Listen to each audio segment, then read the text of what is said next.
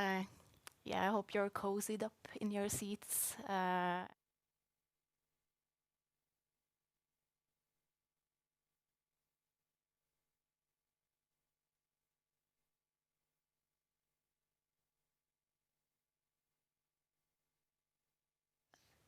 But before we're welcoming today's first speaker on stage, we have some practical information.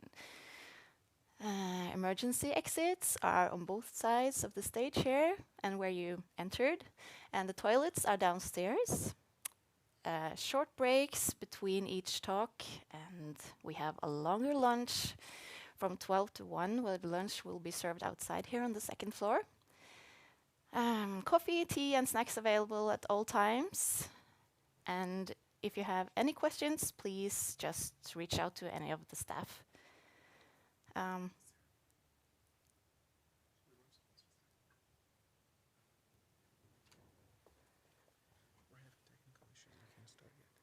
We are having technical issues, so I guess we'll have to start again. Is that right? Okay, okay. Be ready for the next welcome message.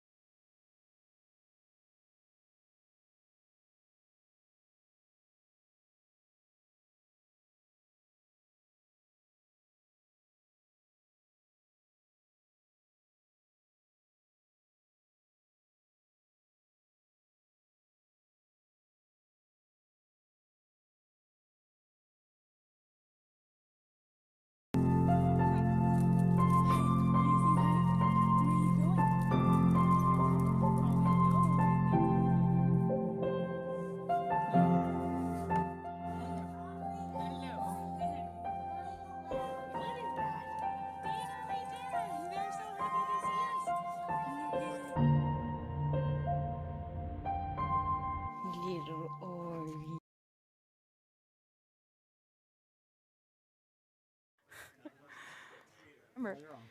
Okay. Yeah.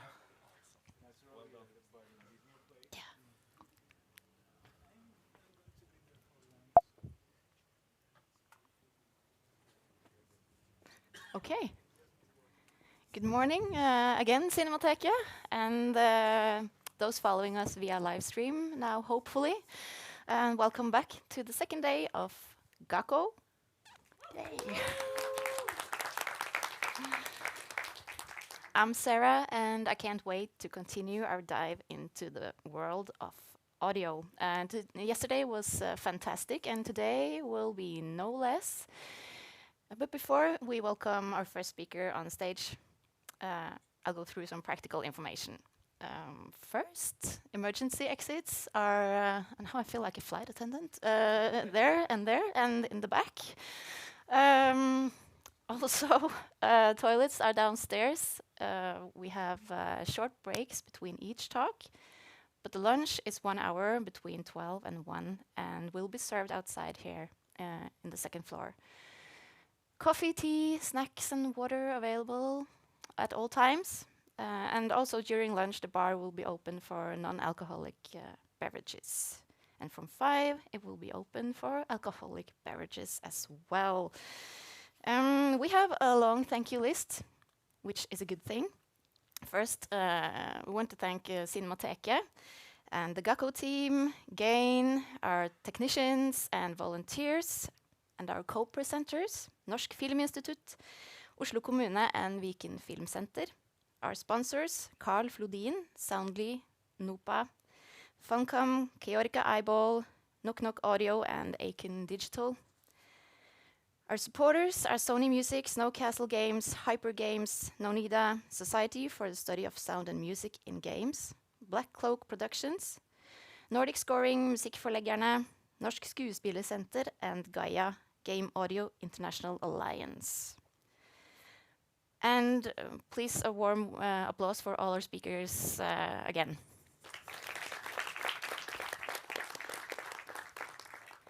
And we do have some more Keorka eyeballs to hand out today as well. Is there 6 left? 7. Okay, so you might be lucky. Yeah, if you didn't get the chance yesterday. So, the topic of the conference is adapt. And yesterday's speakers talked about adaptation to technology and within technology, and how we adapt the way we make music based on our own history with music. I also said something about how we humans have been adapting physically through time, and some predictions about how we'll have to adapt to our environment in the future, considering both climate and technology. How will it affect our senses, including our hearing, and the meaning of sounds? Today's first speaker is interested in the way in which sound can evoke feeling so easily, and in capturing this from the world around her through recording. She is fond of storytelling, and outside of sound, she enjoys installation art, video editing, and writing. Most of her art centers around the themes of what technology is doing to our minds, memory, and time. M. Halberstadt is audio director at Shell in a Pit, where she has worked on 28 games in the span of 7 years, such as Untitled Goose Game, Night in the Woods, and Chicory. And in her spare time, she goes searching for silence, preferably by canoe camping. So, yeah, please welcome M. Halberstadt for her talk, The Sound of Feeling.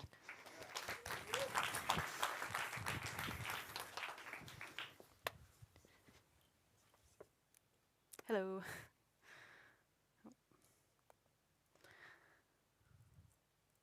So, hi everybody, I'm Em, and I work for on sound for what I like to think of as thoughtful video games at a whimsical sound company called A Shell in the Pit.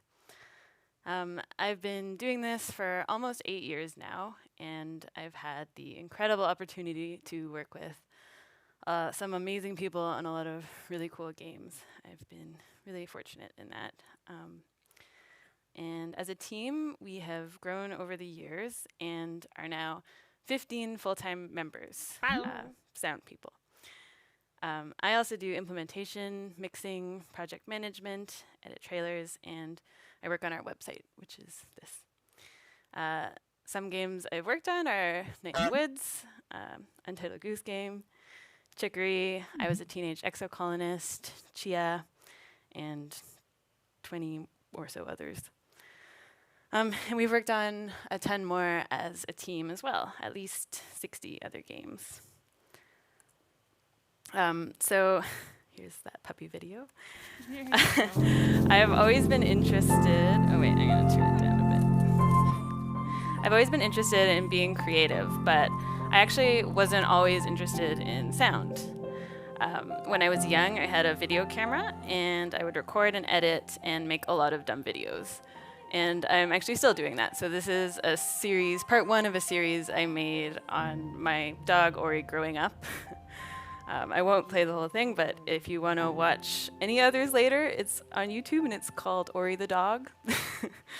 I was probably 22 when I finally learned about sound design and how it fits so well with my really strong desire to tell stories and to help people feel connected to those stories. And I share this because I think it's interesting that prior to learning about sound design, I didn't really listen to the world particularly closely. People tend to think if you work in audio, you were born with this innate gift, and I don't think that's true.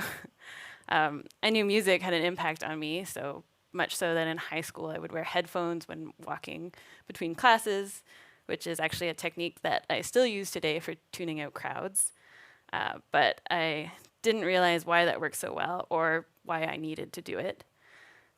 But now, after many years of active listening, I have completely lost myself in the world of sound.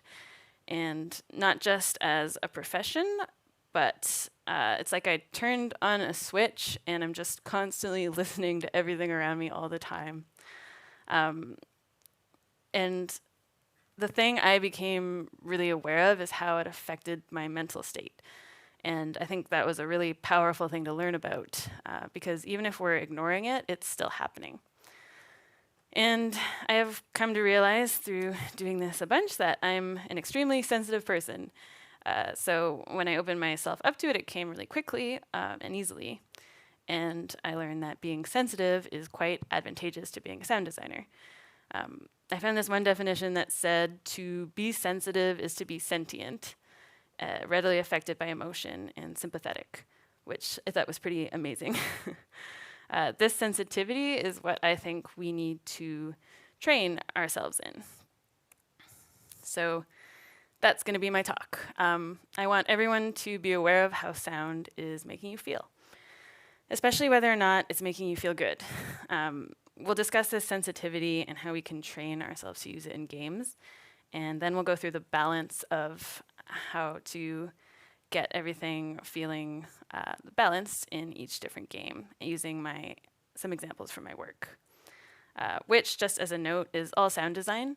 I think we all know how well music evokes feeling, so this isn't going to be about that. It's very much based on my own feelings and experiences, so it's not going to be a scientific talk, and it's not really going to be about contextual emotional sound, because that is so subjective. So like the sound of water makes me really happy, but maybe someone who doesn't like swimming or water has an uncomfortable feeling when they hear that sound. So it's going to be more about how the quality of sound makes us feel. And yeah, it's just a talk about the concept of having a feeling. So to me, feeling good or not rests on the foundations of agitation and relief. So the dichotomy of comfort versus discomfort is always in my mind first and foremost.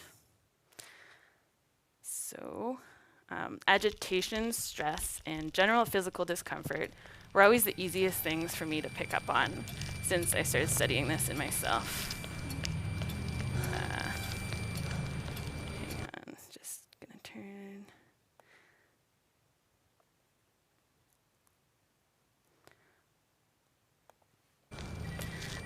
So it was their absence that allowed me to notice the relief. Even when I first went to sound school, I would create these soundscapes where a stressful ambience would morph into a quiet one. I was always searching for that moment of relief. And this was my very first project at Vancouver Film School 9 years ago. So I've always taken great interest in this correlation between stress and machine sound. I find machine noise in particular, whether it's an air conditioner, a far-off motor, a fan, an airplane, burrows into my brain and sends me little signals of stress and agitation. And I crave silence at all times now. And being out in nature sometimes feels like the only respite I can get. I do think this is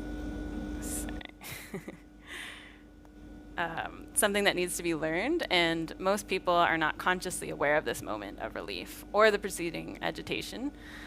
So many people don't know why they are feeling stressed when they're in a city surrounded by cars and music and people all the time with no rest. Our brains adapt and they put sounds in the background, but I think they're still there affecting us. It's only when they're gone that we can feel ourselves relax. So we need that rest. I like to describe that relief as the moment the fridge shuts off and your brain can take a deep breath of nothing. My philosophy around how I work is kind of like I want people who pick up a game to be able to use the game as the moment of relief from their really loud lives.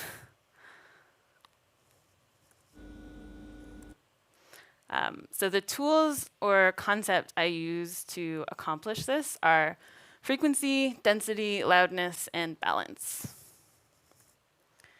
And maybe, is it possible to turn the overall volume down? Because I don't have a lot of control with this little thing. So being intentional about frequency and which ones we're using is, I think, the most powerful way to design for relief. So how does it feel when different frequencies enter your body? So let's all take a deep breath and listen to how these frequencies are making us feel. It's the most simple form of sound, a sine wave, and take note of which frequencies bring up strong emotions, and don't worry, I'll turn it down when it gets to the high frequencies.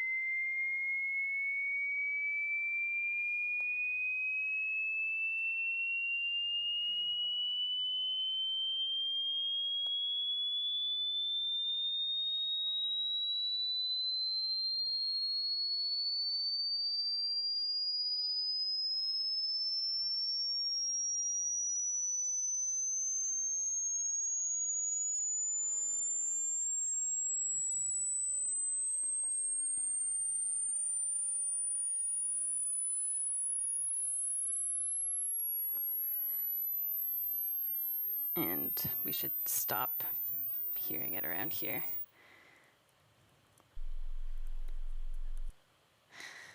So part of the reason I had to turn the volume down significantly when it got to around 1K is because of how our ears respond to different frequencies.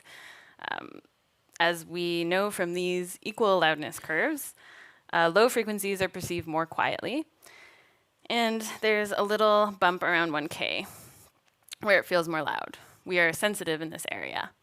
And then it gets higher again at 5K because it becomes inaudible again. So when I say high frequencies, I'm not talking about 20K. It doesn't really count for much. I'm talking about anything over 1K, pretty much within the audible range of human hearing. And it's also why we couldn't hear the lower frequency as much when it started. So it's important to understand these concepts generally as we design, and so we can use frequency more intentionally, but it's in mostly to keep our high frequencies in check. But we don't have to memorize this graph or anything. We just have to listen for it.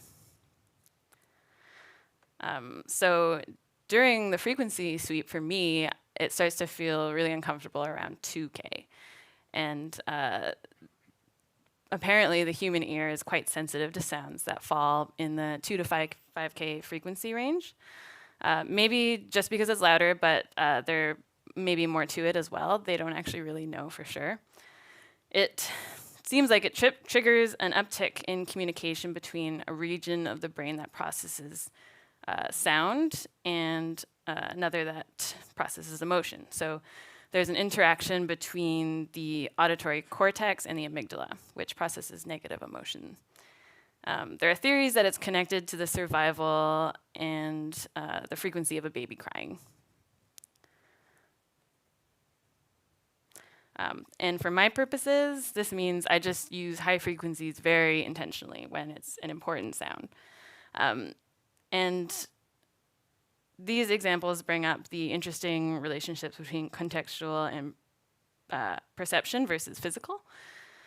So is it your specific memories with the sound that influence your emotion, or is it the grading frequency? And then on the other end of the spectrum, I like to have a solid low end bass in most of my sounds at around 3 to 600 hertz. This is what the video I was playing as everyone was walking in, or the sound, was from. There's an abundance of these cosmic meditation videos on YouTube that claim that these specific frequencies, like 432 hertz, is healing, or 528 is for positive affirmation. And I don't really know if there's specific magic in these specific frequencies, but I do agree that they are very calming. And they feel nice to listen to. I actually ended up listening to them while I wrote this, and it did help me concentrate quite a lot. So these are just some notes I made on different feelings of each frequency a while back for a design doc. And I have this in the back of my mind when I'm designing and try to create a balance between everything. We do need to incorporate high ends so our sounds aren't muddy lows all the time. I just like to think of it as a subtle detail unless it's important, and being conscious of how we use it will make it stand out more when it needs to. The other element about these relaxation videos is that they claim to be pure tones, which they're not, but they are close. This is a pure tone sine wave. And I have noticed that the more pure the sound, so the closer it is to a sine wave, the easier it is to listen to. This is the origin of at least half of my direction notes when I'm giving feedback. I describe this sound as round and soft and smooth because it doesn't have any edges. You can see the softness in sounds, just like you can see clicks.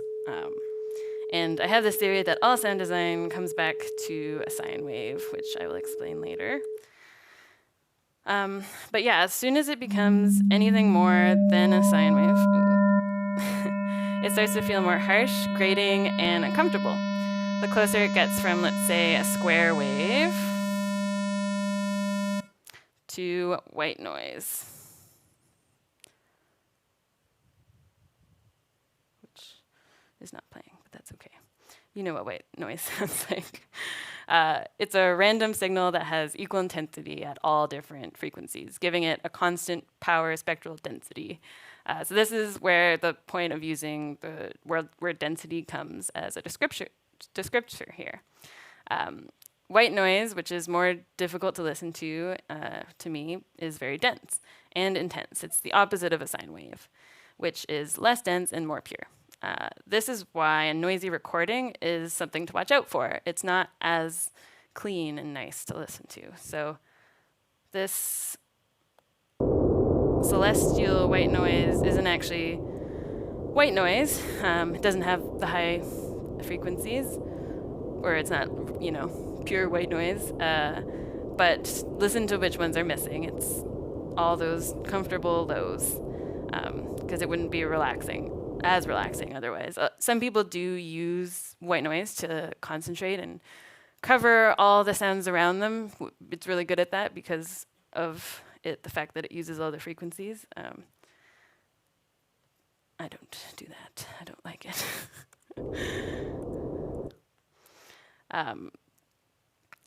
This one time, we were camping right next to this waterfall.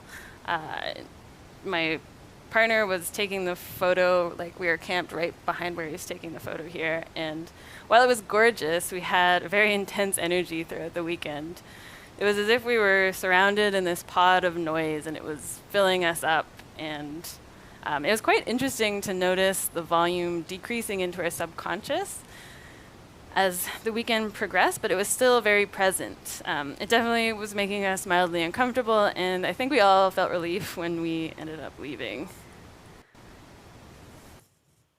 It was very different than camping next to a stream. So what makes this relaxing to listen to?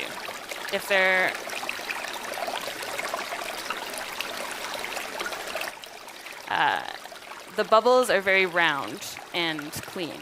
So if there aren't so many that they make a waterfall. But yeah, it's also just not as loud. This is obvious. The louder something is, the more uncomfortable it makes us. So yes, partially a waterfall is more uncomfortable because of the dense noise, but also it's just very loud. So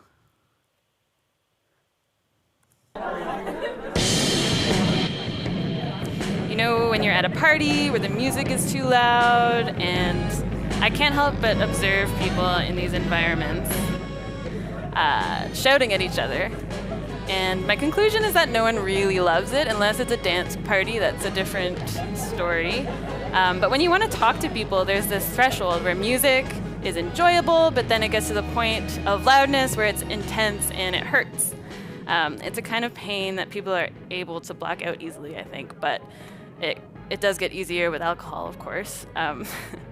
Think about how it feels to step out onto the balcony, and it's not just the cool air that feels good, it's the auditory break. So the general din has lowered, but also the higher frequencies are muffled by the closed door.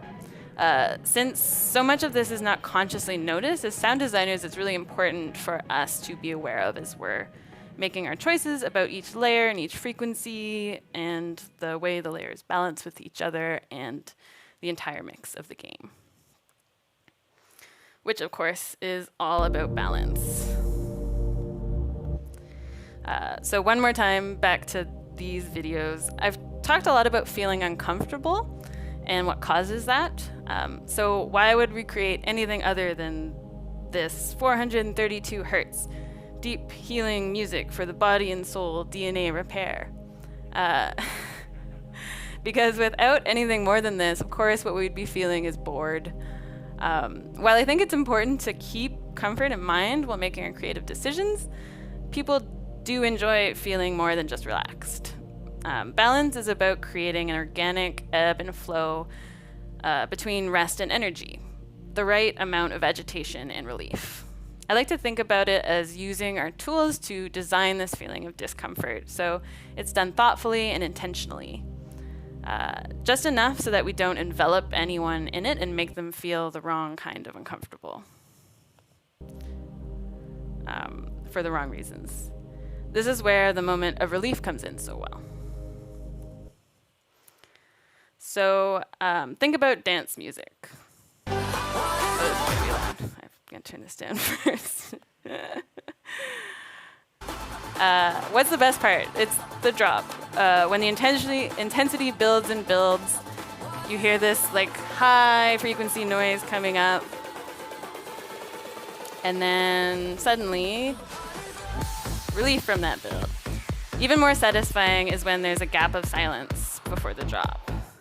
So remember that note, that lack of sound is a really important part of balance. So it's about using these tools. Again, frequency, density, loudness, and balance. The balance is what needs to be adapted to each game and to each moment in each game. Which brings me back to games. Why are we making games? I'm doing it because I want to help people connect with something meaningful, even if it's just a feeling. And more than anything, I want to evoke feeling. Ultimately, in helping to create that sense of relief so that when someone is playing a game, they can feel completely immersed in the story or the mechanics without having too harsh or loud frequencies getting in the way.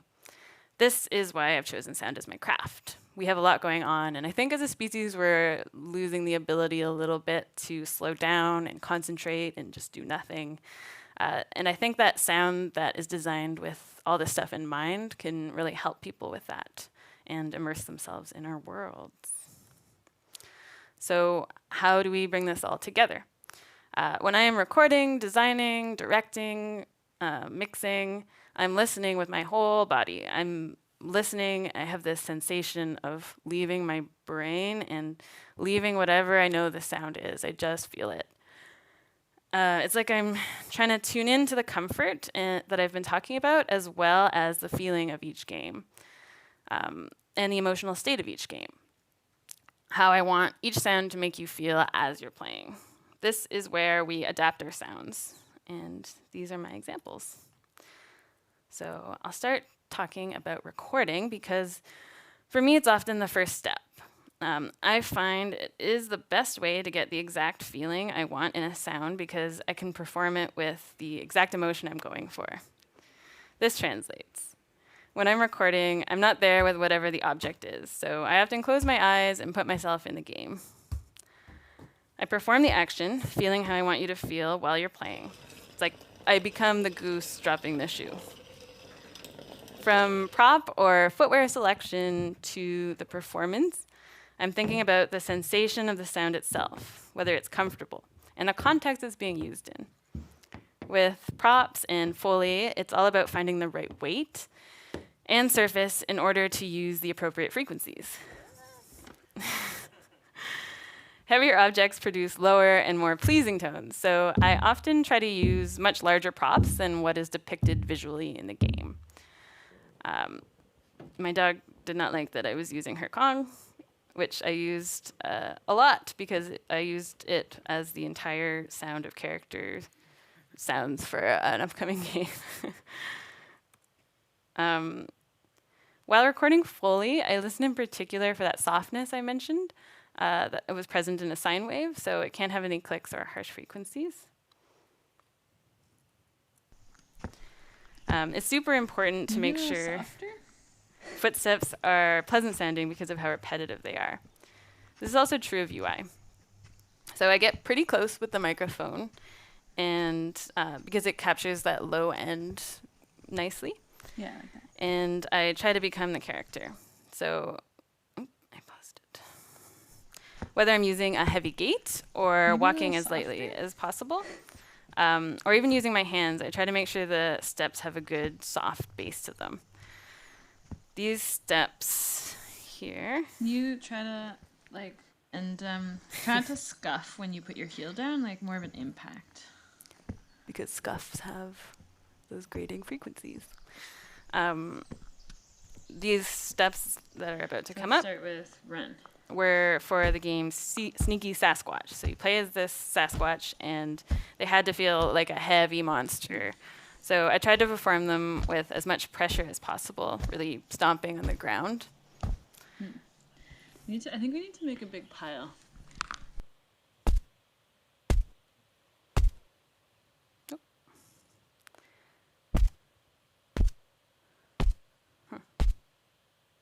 Don't know why the sound cut out there. The rock on the foot idea didn't really work out.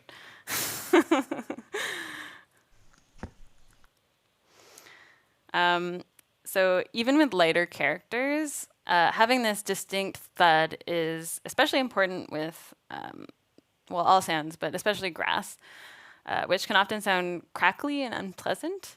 I shoot for that low oomph from soft, spongy ground to give them enough signal in that range so that I can feel nice. This means I often record grass outside to capture the resonance of the earth. So I listen for that low thud while recording, and then when I edit them later, I go through the same process. This is just a snippet of that process. First, I auto-trim and organize by peak RMS, so the more quietly recorded sounds are on the left, and then I just run through and listen and delete the sounds I don't like as I go. So I'm waiting until I can hear more talking over myself. of an impact. Yeah, I delete all those sounds in the beginning. Okay.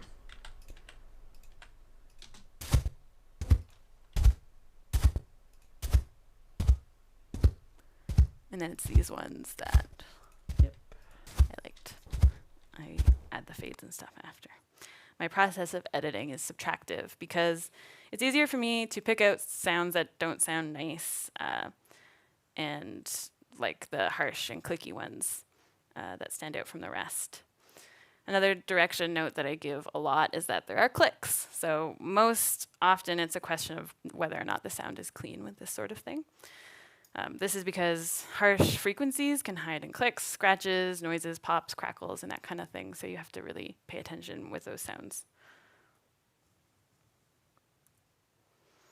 Another consideration where Foley is the feeling of the game and character. So for Night in the Woods, I got the direction for May to sound like a sack of potatoes. This was the feeling of her character. So I had more heavy and obvious cloth, much heavier footsteps than a cat would make. And it was such a great note on communication. As a director, if you can find creative ways to say, you know, make it like heavier, it often really helps. Less clicky, more clumsy, like that kind of thing. For Untitled Goose Game, the feeling I was aiming was humor. So I wanted the goose to feel silly. So rather than being too realistic, I used a rubber glove on my hand. I wrapped it around my fingers, and I just tapped it gently against all the different surfaces. The key for both of these was a gentle performance.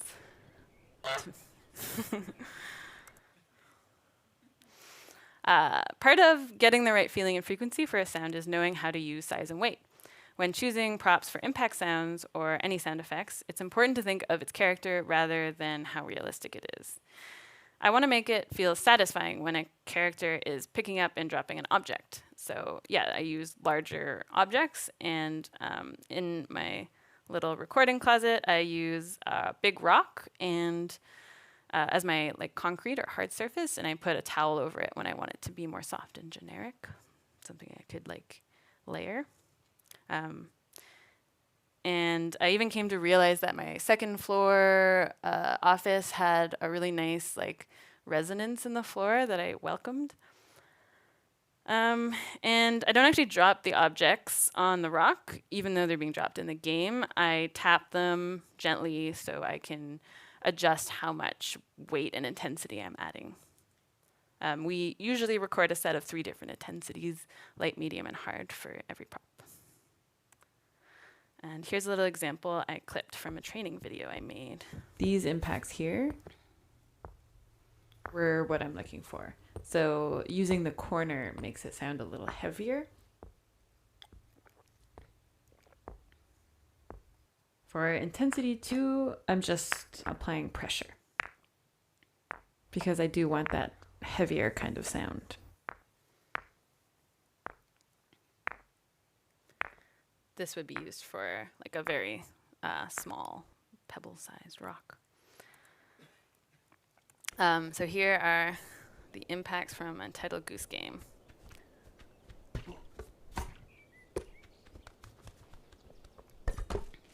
They aren't very realistic in terms of the intensity of where they're falling from, but they are pleasant to listen to, which I think adds to part of the fun of just like picking things up and dropping. This was the majority of work I did on the game too. Just like recording all these different impacts and testing them, like dropping them a lot while I was playing the game.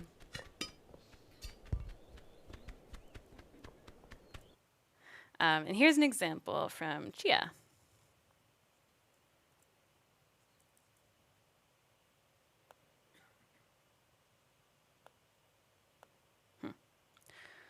Never mind. So now let's get into more creative editing and design, starting with voice. It's, I think, the most intuitive way to put emotion into sound. We like pick up on it really well as humans. Word, give us the happy pirate yar. Yar! Yar! Yar! Yar! Yar! Can you get happier? Yar! Yar! Yar! Yar! Yar! For the bard singing in Wander Song, we used real human voice, which gave the character so much more feeling than a synth would have, I think. The strength of it translates really well to whatever emotional moment in the game you're in. This was a wistful, sad scenario, and sometimes it's silly, and the powerful voice kind of moves you through. This works well because the notes act like a blank slate that adapts to whatever is happening, so we can put our feelings into them, and also to whatever music is playing. We use the same concept with the goose honk. Wait. My first notion was to use all the wild noises a goose makes, so these ones. But House, the developers really wanted it to be neutral. So these were all rejected.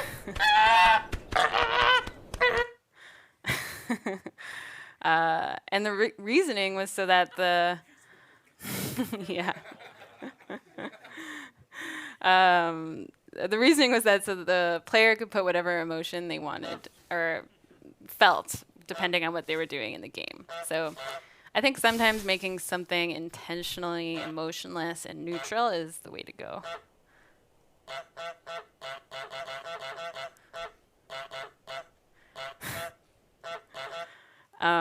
Voice can also be used quite subtly, giving a quiet sense of feeling, like with these little emotes in Chicory. Our human voice has an incredible range of expression, and it's quite intuitive to pick up on and perform if you can tune in. For Chicory, I was given these facial expressions and made the range of vocals just by feeling how they looked.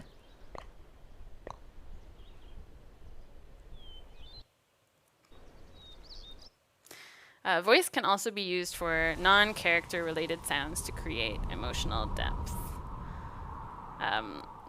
I use my own voice a lot in my design, and especially in the winds and ambiences. It often gives an innate sense of moodiness. It turns out that creepy is a very easy emotion to convey by adding voice. And these were not important sounds, so they didn't stand out. They were just quiet, scatter, ambient sounds, and so they're still using those soft, more low-end tones, which was in contrast to this ambience. It's an example where I've used a high end for a specific meaning. It's a signature sound that represents this evil being in the game, and it plays whenever that being is near. So it's that low, high end, like constant tone that you can hear kind of quietly here, and it gets louder as you progress, as well as those high end. That's a goat. And it's supposed to make you feel tense and uncomfortable, even if you don't notice it playing quietly in most scenes.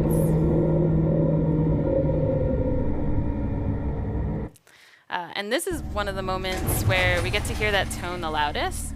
In this dream world, May is, her head is feeling like it's getting ripped open, and I wanted you to experience that with her just for a moment. So I really turned it up there, here.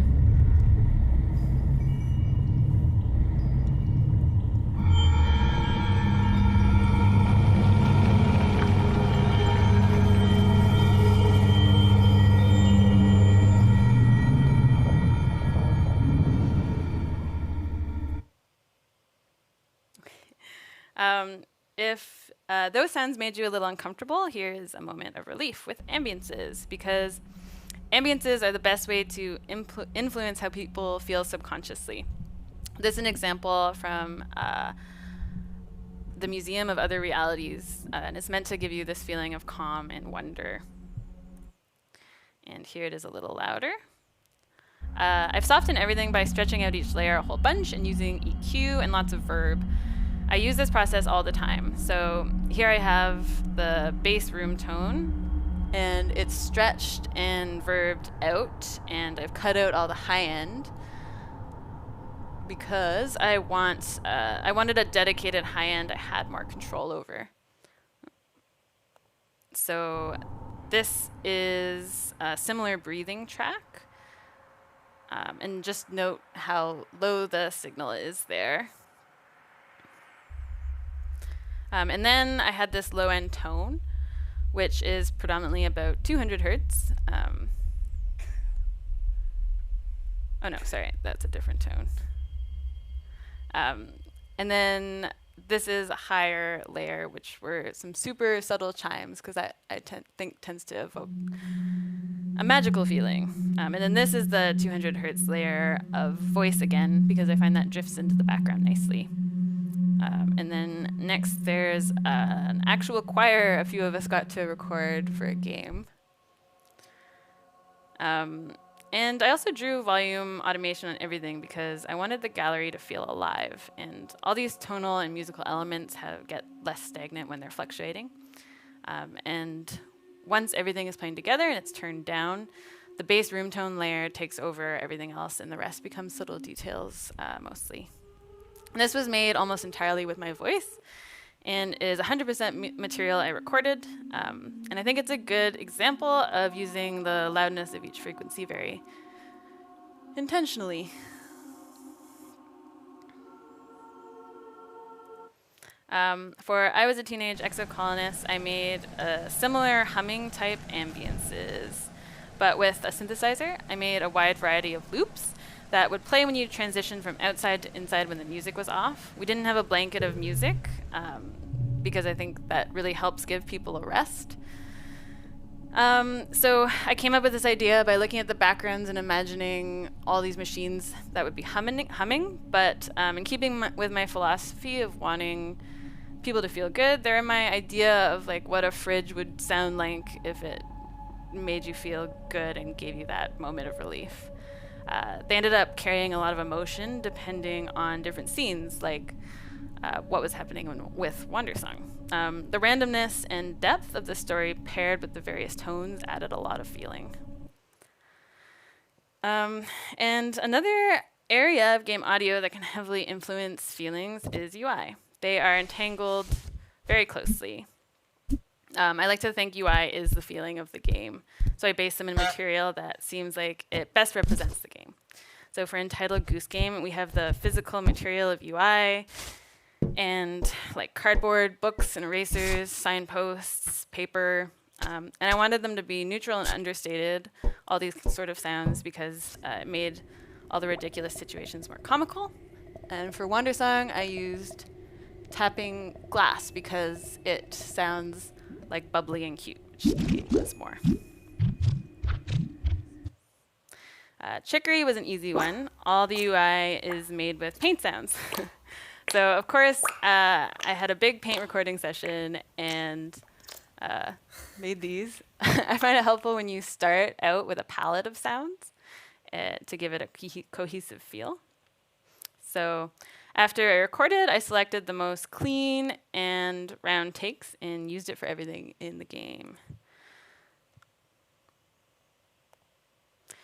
Besides choosing the types of sounds that fit with the feel of the game, UI is another area that it's important to make sure it always feels good to listen to since it's so repetitive, especially if you're doing sounds for text or anything like that. Select sounds can be more high and clicky because it does help them stand out, but I generally go for the lower end of click. The key to this is when you're designing them to really spam them and make sure it doesn't trigger that like agitation muscle. This goes on for a bit. I didn't just use it for UI either, but also for specific elements like this dark forest that would come in and suck all the color out of the world. This uses the same principles of being dense and loud so that you're uncomfortable when it comes in. Just gonna skip. Goes in reverse. Decapitator. Horrible. So, like I said, spamming your UI and while you're implementing is really important. I'm running out of time, so I won't talk too much more about implementation. But mixing is pretty much the moment that you really have to take a step back from. And I really like to watch someone play and make notes because it helps me forget that I made these sounds. And you can really like see what jumps out at you or hear what jumps out at you, I mean, like you're listening for the first time. And in this process, I like to make sure that there are peaks and valleys, that balance that I keep talking about, as if the game as a whole is following the trajectory of a sine wave. So that's kind of what I was talking about in the beginning. There are important sounds and moments that jump out at you, and then there should be others that rest in the back of your mind like a cushion. I want to have energy and relief within the detail of each layer, and I also want to have it carried through the mixing decisions as it all comes together. Anytime there's a loud ambience or sequence or even music, I want to follow it up with quiet. And if possible, I love to add a moment of silence where everything drops out.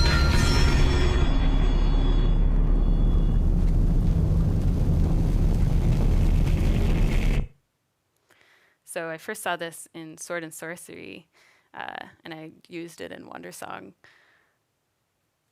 Just like having no ambience at all in this pretty important moment. No footsteps. I think that is that same concept of giving you like a blank canvas for your feeling.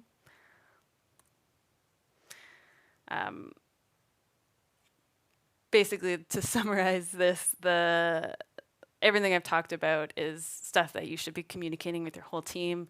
If you're a game developer, you should be communicating how you want people to feel when they're playing your game. That note about the goose honk changed the whole game, I think, for the better. And yeah, this is pretty much everything I've talked about. We need to concentrate and listen deeply to how frequency, density, loudness are affecting us. We need to create a balance between all of that. And the more we think about this as sound designers, the more we become part of the story. We can influence it. And as we communicate about it, we can learn how the story can influence us. We can carry this through each step of the way, whether recording, editing, implementing, mixing, or communicating with our team, and adapt these concepts to the overall feeling of the game. This can be the feeling of agitation or relief, the emotion in the game, how connected we are to the story, and how it makes us feel overall as we're playing. And that's all. I hope you're feeling good about what you may have learned. Thank you.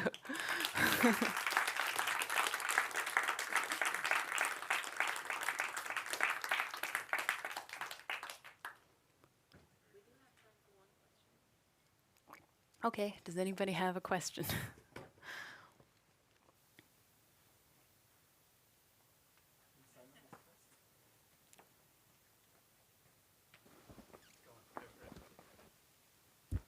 Which end? Hello? Yeah. Thanks, Emma. It was a really great talk. Just one question. I was thinking, you So you showed us one of your sessions for an ambience where there was lots of tonal elements in there as well. When you're making those, do you tend to liaise with the composer a lot as well regarding what sort of musical keys they're working in? Because, for instance, you were talking a lot about the emotions that you're creating through using certain frequencies. Obviously, if you're going to be getting a bit of a dissonance from the music and from the ambience and this sort of thing, what kind of what's your workflow around that?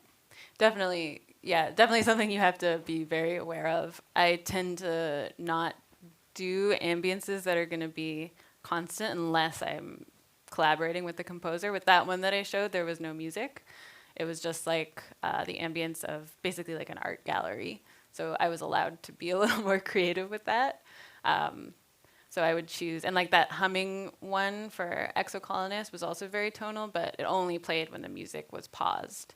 So I think that's a pretty nice thing to do in games, like having ambiences that are leaning a little more into the music territory, kind of swapping in and out with the music. But it's definitely something you have to communicate about. And it is something that, like if I wanted to be more tonal, I would wait for the music and usually just design to that rather than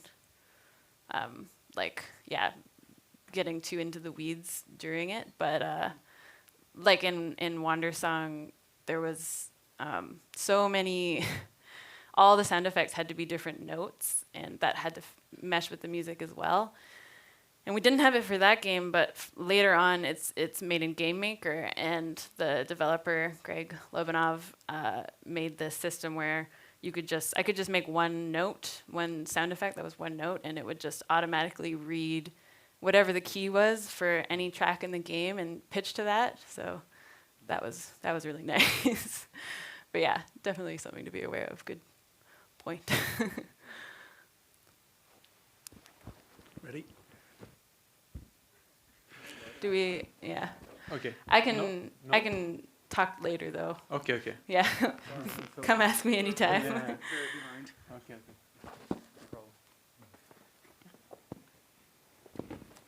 Okay, thank you very much.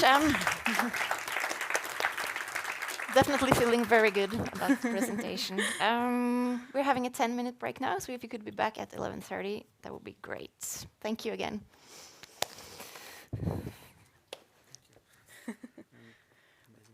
Thank you. Was it? Yeah, that one's mine. How long did it actually take? No, you actually were on the 45 minutes. Oh, nice. So that's fine.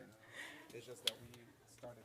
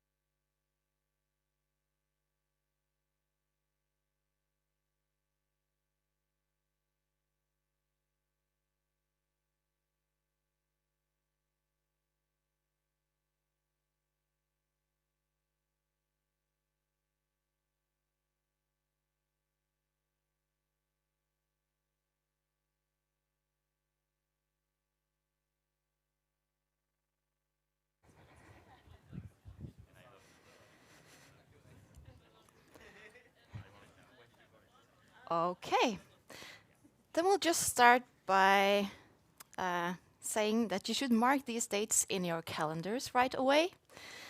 October the 7th at Vulkan in Oslo, October the 14th at USF Werfte in Bergen, and December 8th in Copenhagen, because you are going to see Slime live. You are also going to Black Box Theatre in April next year to experience their debut computer game opera Afterlife, which is a stage work running completely in Unreal Engine. Slime is a multidisciplinary music and digital arts duo by Claudia Cox, aka Periwinkle, and Toby File. We got to know Claudia in one of our panels yesterday, where she was talking about her artistic career as Periwinkle, about to release her debut album. While Toby is chosen for CUP 2023-24, which is NOPA's talent program for young promising composers. In his work, he's often touching upon the thematics nature, technology, and philosophy. And they met and fell in love online during the pandemics and met 6 months later. And it was just natural that they started working together as Slime.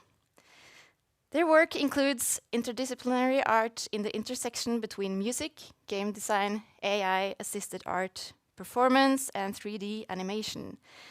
They focus on transgression and innovation in their projects, and we can't wait to hear your talk. Afterlife, gamified audio production in game engine-based artworks and installations. Welcome, Toby and Claudia. Thank you. Wow, thank you. That was some introduction. Thank you. That was really nice. Does this work? Yeah, I think it's working. Okay. Should we start? Yeah. We'll just play some music for you. If this works. I think I have to click on it. Here we go.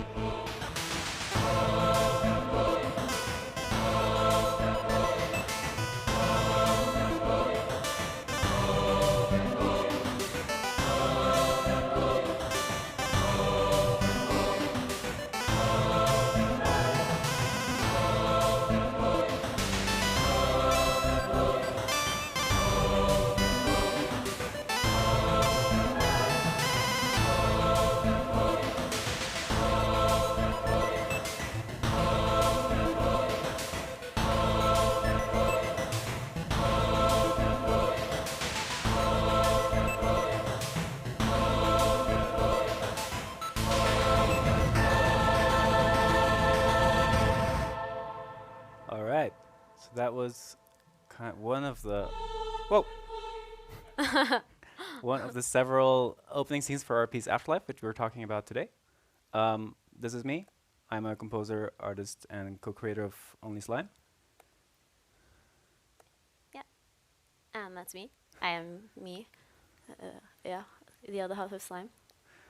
And we well, we got a really nice introduction, so maybe you don't have to say too much about what we do, but we do stuff that looks a bit like this.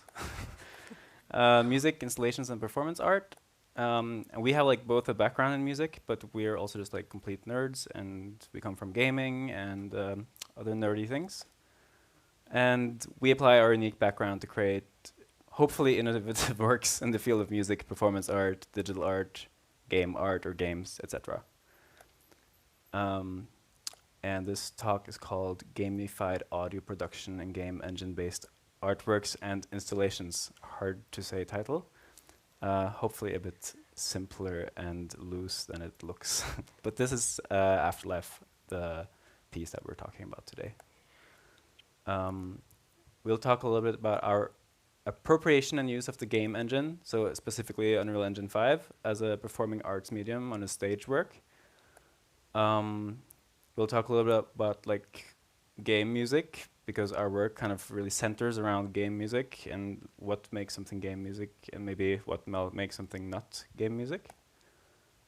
We've already touched a bit upon it in other talks, but we'll also talk a little bit about realism versus fiction and like narrative-based virtual worlds.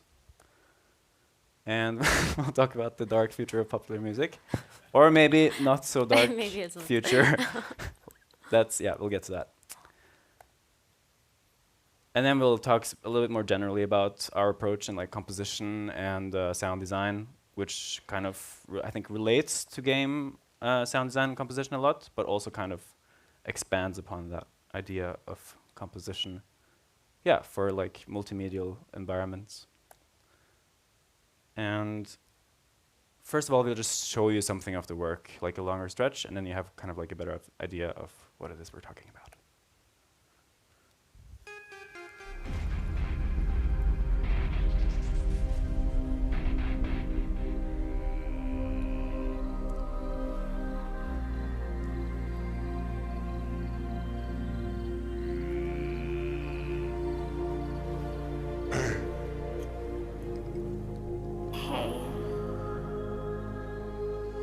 Do you think this is what it's all about? Watching the sunset, I think we're having a good time. Yeah. Yeah.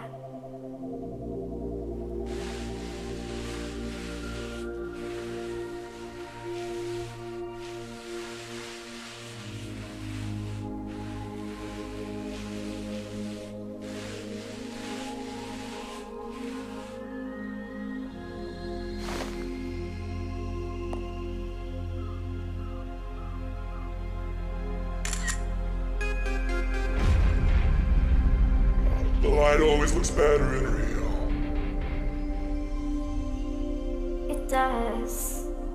But it's still a nice picture. Yeah. Hey. Hey. You sometimes have this feeling like nothing is real. You know, the way the moon aligns with the stars and the way the waves crash onto the shore. Something about everything, it just feels so weirdly coordinated. You know what I mean? Yes, I think I've had that feeling my entire life. Like everything around us is just so fucking perfect.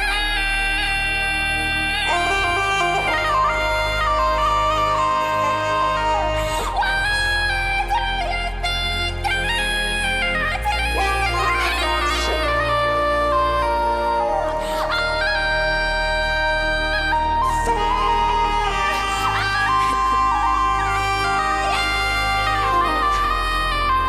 Sometimes I just feel like life is just so fucking empty.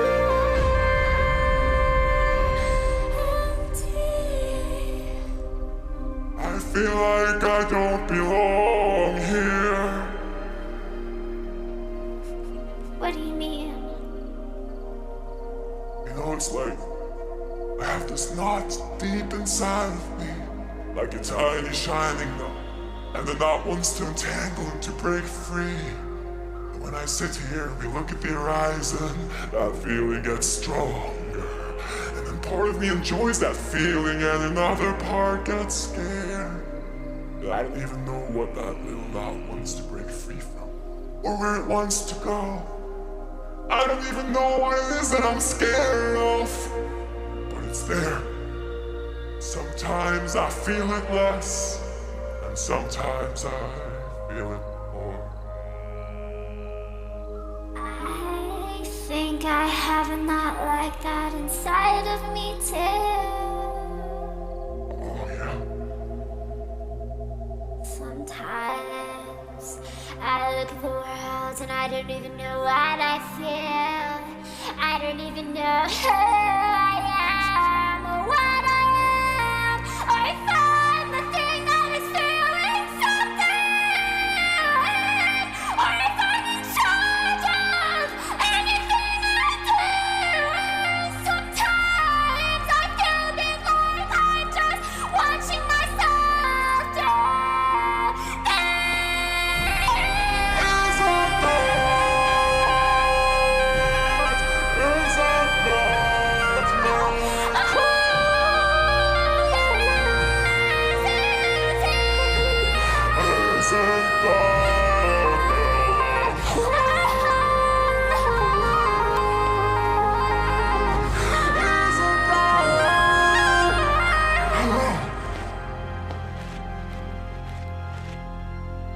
If you want answers, you must go see the Oracle. The Oracle?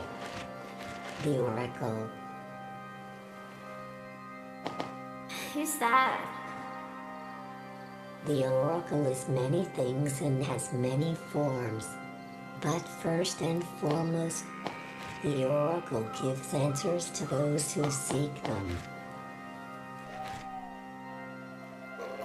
Who are you? I'm the magic leopard.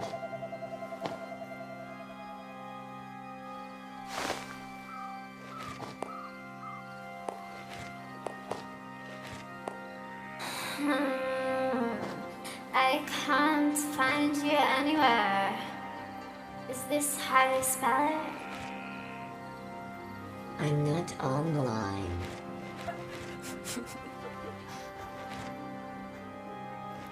How do we find the Oracle? You think the Oracle can help us? Just start walking. The Oracle has already found you.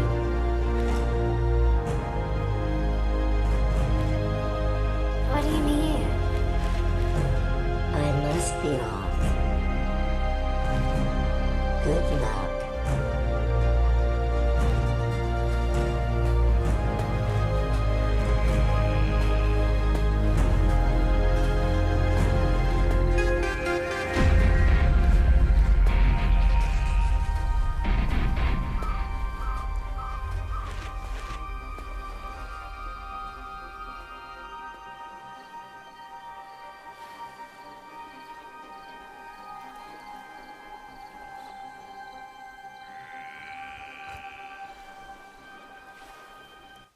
I think we move on from there. But that was like one of the almost 2-hour long, or one scene in the almost 2-hour long piece that is Afterlife.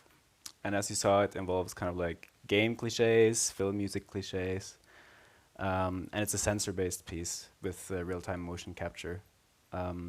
It's also our disclaimer, this is our first use of Unreal Engine, so I know there's a lot of things that are not so sophisticated, but we tried to get the most out of it for this piece.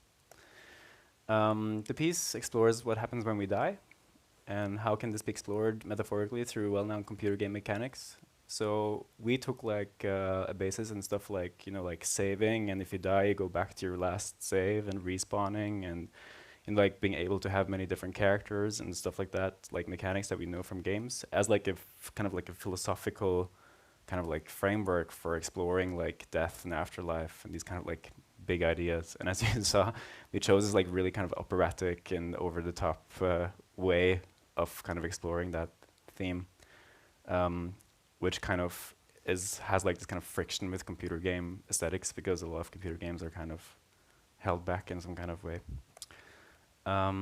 We had this unofficial premiere in Hamburg last year, and we're doing it at Black Box Theater 2024. Oh, yeah. Yeah, you're all invited. Very quickly, maybe you will talk them through what happens in the piece. No, I will talk them through what happens in the piece. Okay, yeah, no. Yeah, they're... As maybe I've just lost. You start. Okay, so they're stuck in this island.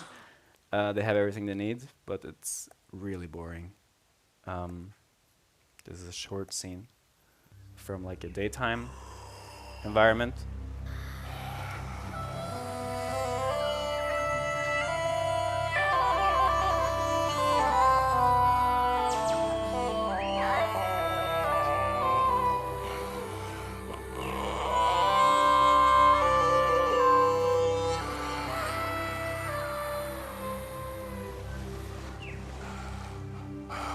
Good morning. Good morning. How did you sleep? I slept well. And you? I slept well. I had a strange dream. I was walking around this weird maze, and it was full of stuff. So you get the idea, like a pleasant place, but really boring. And then they have these like weird dreams, and they start confessing like how they have this like existential deep angst, and they kind of awaken this desire in each other to kind of leave this island and try to figure out like, why is their world so strange? Why do they feel so alienated from this like artificial place, etc., etc. Perhaps they're a little bit depressed. Yeah, I think they're very depressed. Beyond. And in the process, they meet like several characters that represent storytelling archetypes, like guides and oracles. Yeah, come here. That's nice.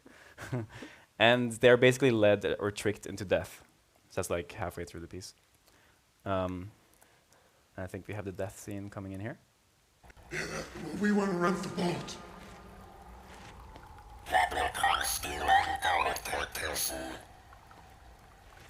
Here you go. Felix, here's your boat. Thank you. Enjoy the ride.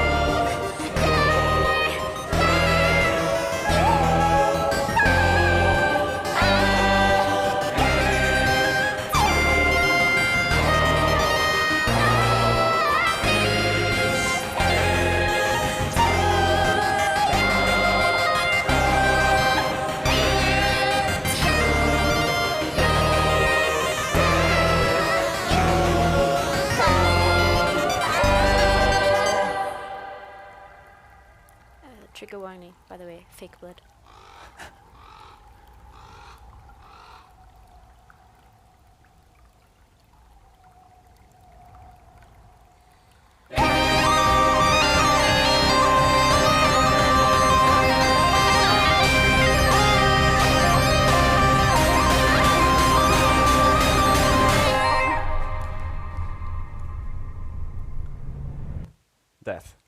So Yeah.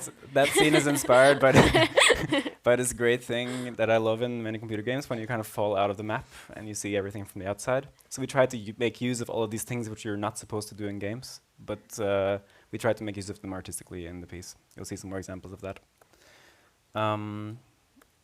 Anyways, their bodies are cut off from the controlling agency. So basically, up until now, these guys here have been controlling those guys there, right? Same person, so to say.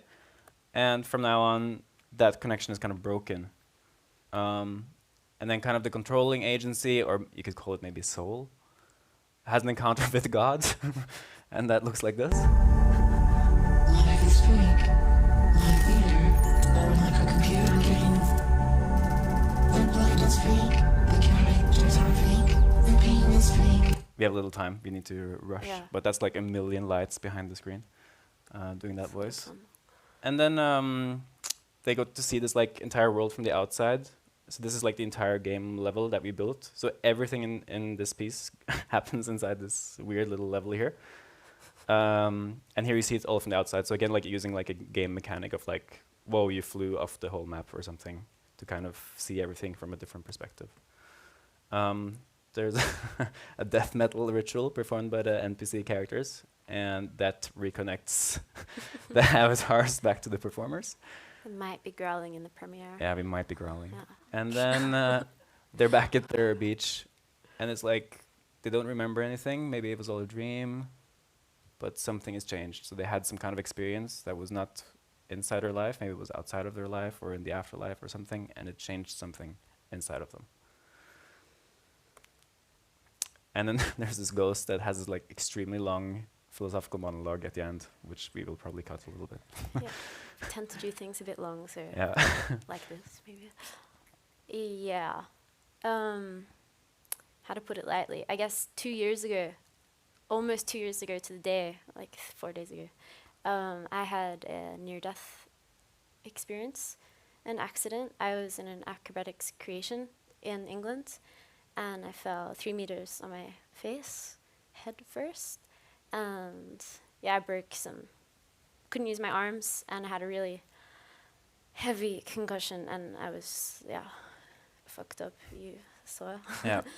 And so I had a near-death experience. I'm not sure if you're familiar with that. I felt like I was a bit crazy for experiencing that. And trigger warning, because... Oh, yeah. This is what it looked like. A little bit. So it was pretty harsh. Yeah. And this is what you experienced. Yeah, so I saw a tunnel and I saw my life flash before my eyes, everything, time stretched, and there was no sense of time. It was, I could talk about it later if somebody wants to ask questions. But that is kind of the background for creating Afterlife. It was, it's completely changed my life and our lives. So we tried to make sense of that experience inside a piece, basically. And the Turner talks a lot about this, but you probably are familiar with burnout because we all work with games. And I had like an extreme burnout where I worked at this place, which is Lervik Brygge in Stavanger. This place looks exactly like it's been made inside a game engine. And basically, I worked for so long that I couldn't tell the difference between this and my work. So the piece is also about not being able to tell the difference, like what is real. And then on like some kind of academic level, this piece also talks about like what does virtuality reveal about our cognition, and I think that also really relates to sound design. We're going to get into that, and what can maybe virtual experiences say about like what does it mean to be human in the world and kind of have this model of reality. And you get the drift. And in the piece we also use like computer game stuff as allegorical devices. So just like in Greek mythology, you have this like cave allegory and stuff, and we kind of heavily reference those kind of things. As you can see here. Okay, I'm going to talk very specifically, I think, about the tech part of the piece, because it might be interesting to some of you.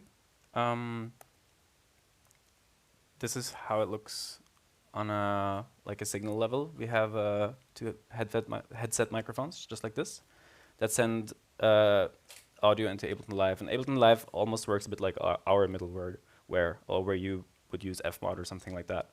So basically, Ableton Live drives the whole piece and also deals with all the real-time kind of like sound management. At the same time, Ableton Live sends something really cool called OSC to MaxMSP, and MaxMSP triggers scenes in Unreal Engine. And so we kind of just like follow along as Ableton just kind of scrolls through these 2 hours, and different scenes are triggered in Unreal. And actually, I didn't know how levels worked in Unreal when I did this, because we were rookies, so just everything inside the game is happening in one level. And we just use different sequences that we trigger. So I think there's maybe like 18 or 20 sequences that we go through. And luckily for us, Ableton and Unreal stays really nicely in sync while we do this. So it appears as like one coherent experience. This is what the project looks like. So you have MIDI triggers all there on the top layer, triggering different scenes. Then you have some audio tracks, like underscore tracks. And then you have like live vocal processing, footsteps, which are actually triggered by us stepping on the floor. You also have all the lights in the theater are controlled by like MIDI signals, for those who know what that is. So everything is kind of just like crammed together in Ableton that works like a kind of like a master sequence driving the entire piece. This is MaxMSP. Looks pretty much actually like an Unreal blueprint and works very similarly. So that kind of works as like a signal hub. So Ableton sends stuff in there, and then Max sends stuff back into Unreal. And that's how it works. You might know these guys. I'm going to talk a little bit, or we're going to talk a little bit about audio aesthetics. Because when you make kind of like an operatic experience that deals with game and game culture, you really need to be specific about, you know, what is a game and how can you use like game signs and game signifiers in your aesthetics. So we were really kind of heavy on the game part of our audio design in this project. And I think this is an important question to ask when you do kind of like audio design in general. Is your design kind of self-aware? If I do like, let's say a film and I do like sound design for film, do I show that I know that I'm doing a film? Or am I trying to trick you into believing like this is reality in a way? And the same is with game sound design. Like, am I trying to be like super realistic about everything? Or am I trying to kind of be transparent about the fact that this is a game? Exactly. Yeah, so we thought a lot about like what kind of audio signifiers do we use in our sound design and in our audio. And I'll show you a quick example. I think it comes now. Yeah, so this is a scene that we can watch that one.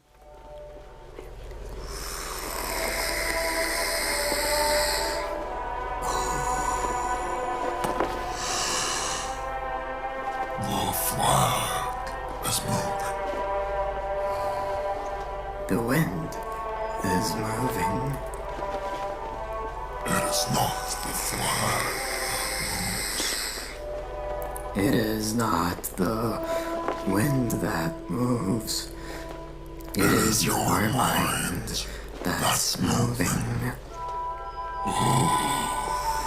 It seems our virtues and our feelings are inseparable, like force and matter. When they separate, we shall be no more.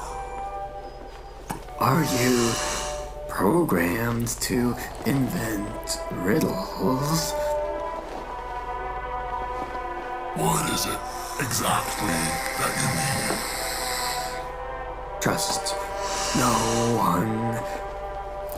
Question everything. Assume nothing. There is no dreamer. There is only the dream energy transcending its form. Merciless is the law of nature, and rapidly and irresistibly we are drawn to our doom. The unplanned organism is a question asked by nature and answered only by death. But they are a different kind of question with a different kind of answer. And what is finally, etc., etc. They go on forever. Like And so everything. this entire, it's a computer game cutscene, right? And we just stole Grim Fandango, like Manny from Grim Fandango and the G-Man, and put them together in one scene because we thought that was fun. And I want to talk a little bit about like the audio choices for the scene. Would this scene be more interesting with photorealistic human characters like meta-humans and realistic high-quality human voices? So for this particular piece, we really went for this kind of like overly kind of stylized character, and so we made a lot of choices that kind of tried to bring that out of the characters. And I think it's generally a nice question to think about also in like game audio design or game design in general. Like, is this like, you know, like a lot of game companies are pushing this like extreme realism. Does that really bring out more emotions in us as like experiencers of something virtual? Would it be more interesting with more variation in like the cigarette and breathing background sounds? So in this case, we really went for this like repetition thing, and we really use repetition as you would in like music composition as a tool to kind of like fortify a sign. So the cigarette breathing becomes more like a sign or more like a kind of signifier for cigarette than it is actually like a realistic cigarette sound, because if this was realistic, you would have like a new kind of breath every time, right? And then in this scene, for instance, we also worked a lot about like the audio depth image, which also people have talked about before, which I think was really interesting. Also yesterday about like the sonic element per frequency domain thing. It was super cool to hear this thing about nature, that like animals occupy different frequency spectrums, and that's also what we try to do here. So the flag has like this like low kind of thing, and then there's like a drone underneath. There's this record player, but it's really like kind of crunched into the middle frequencies, and we try to kind of keep the voices a little bit maybe too high frequency oriented, but that's kind of to bring out the character of the characters. And the voices were I did the voices with audio effects afterwards.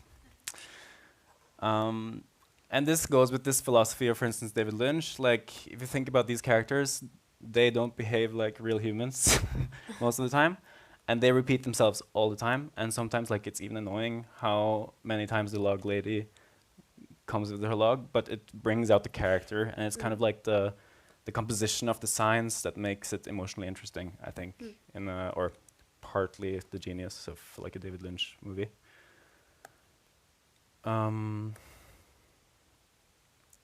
And these are things we thought a lot about, and which we kind of had to learn also from games when we did this piece. Like, how do I create like subworlds within this global big universe and make them relate to one another? And we used like some specific tools for that, especially in music. And how do I create these like distinctive NPCs? Like, what are the main attributes of my NPCs? So we try to like really like turn everything to over the top to kind of make it emotionally interesting. And the stuff which you all know a lot about. This scene is age restricted because I use like a lot of AI naked bodies, but we're still gonna watch it.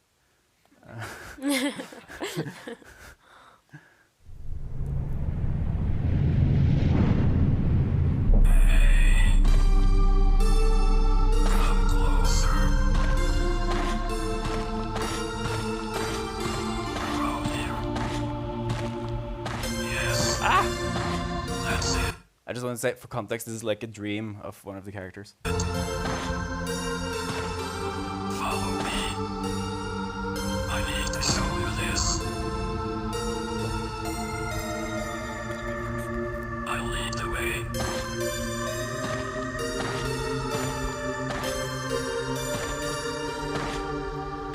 Something great is coming up.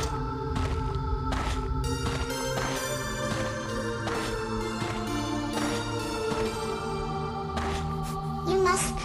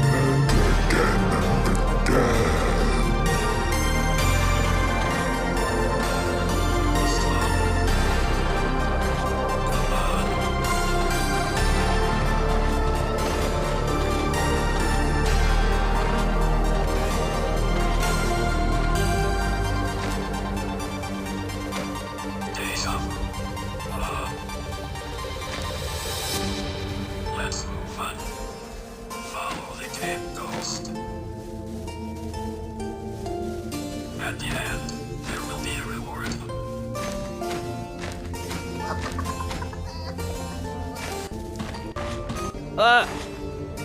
Oh no! There we go. Browsing on a different screen is never easy. Okay, so there's a couple of things in this clip I think are interesting to talk about. Like, first of all, you can see we just used the game engine like really roughly as a tool. Like throwing just like anything we could find in there. So it's like AI generated stuff that already looks old school because it was AI from last year.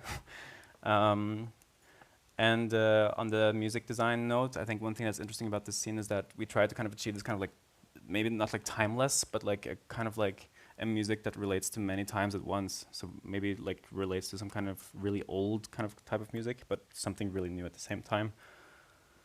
So for that, and this is something that also Deus Ex or Thief or Zelda, these kind of games always do. And I think it's a really, really cool thing. It's like using these like media instruments and their inherent game character. And really like going for this like game sound that we also talked about yesterday. But for instance, using something like a harpsichord, which really signifies like Baroque, together with this like synthesizer from the 80s, like a Roland D50, with like something else on top of that that sounds really modern. We have to hurry a little bit. Yeah, we do. We have. Blah, blah, blah, blah. Do you want to show that one? Well, I Yeah, didn't play. Here we go. Yeah. Slowly drifting, slowly drifting, slowly drifting, slowly drifting. We are floating, we are floating to the darkness all around us.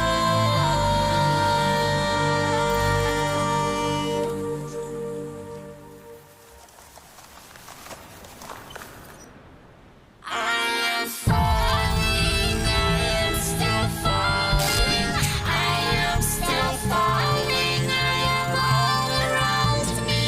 We are collapsing 3D mesh, all around me, all around me, all around you.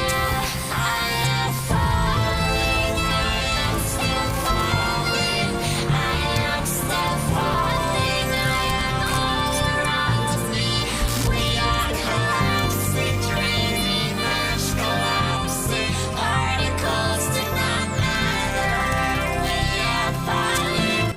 Etc. etc. So this is like Yeah, we keep going forever. yeah, an example about something that sounds more like pop music inside a virtual format. And this is super interesting to us because I mean, given that streaming, sorry if I offend anyone, is the slow death and painful death of the niche music industry, I think virtual environments kind of maybe present some kind of golden opportunity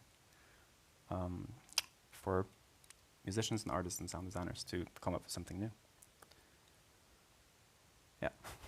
Do you want to say something about that? I think we need to move on a little bit, Yeah, but I would like time to is running. come ask us questions after. Blah, blah, blah, blah, blah. Take a screenshot of this. These are amazing artists that do stuff that is non-games, but inside of game engines. And we have so many examples that we could talk about forever, but time is running really quickly. We won't have time for that. What was that? I don't know. Yeah. And we open up the floor for questions before lunch, if you have any, or if there's any comments or anything you want to share.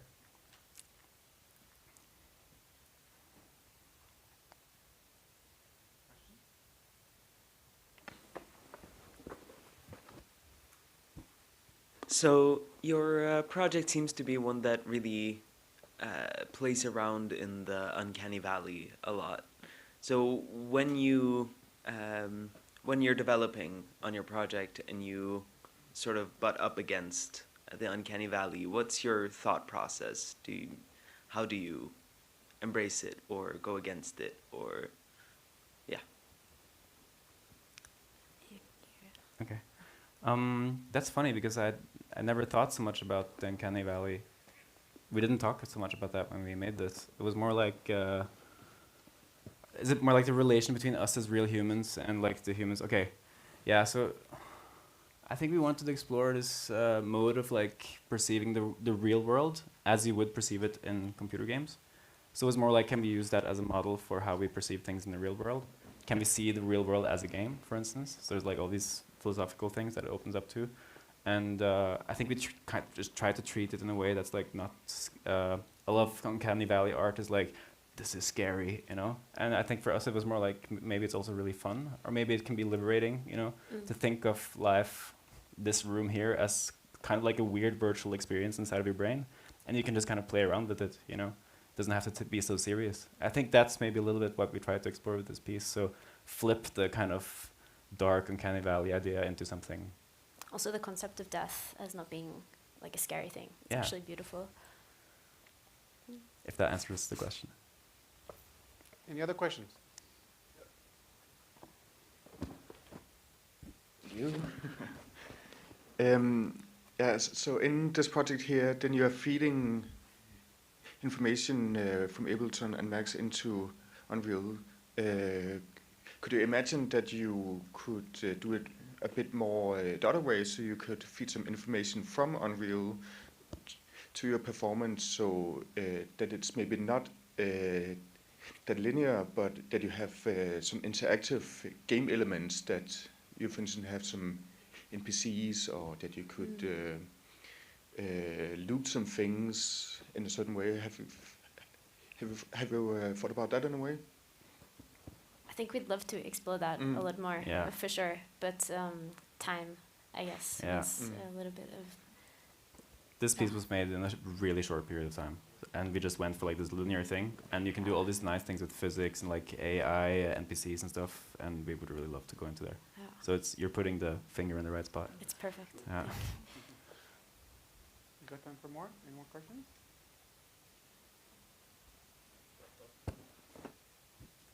Yeah, I'm thinking about exploring giving some choices to the audience during future performances.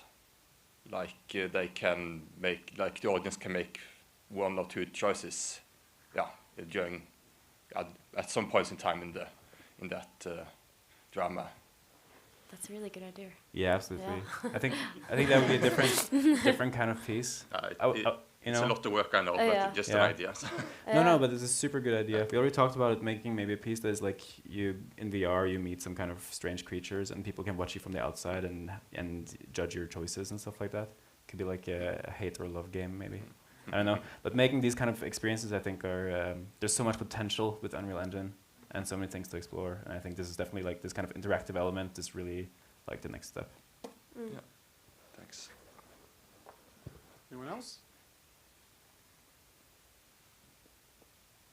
I just have one thing to say. I think you guys did something amazing there, and I was just going to say that for next projects, if you consider on collaborating with actual game developers, I think you could take something like that into a never seen level. So yeah, that's Yeah, we're really thank you. We'd love to work with other people. Yeah, of call course. us. Like, please. But thank you so much. Just slide yeah, into reach our out. DMs. Yeah. Yeah. Cool. Please.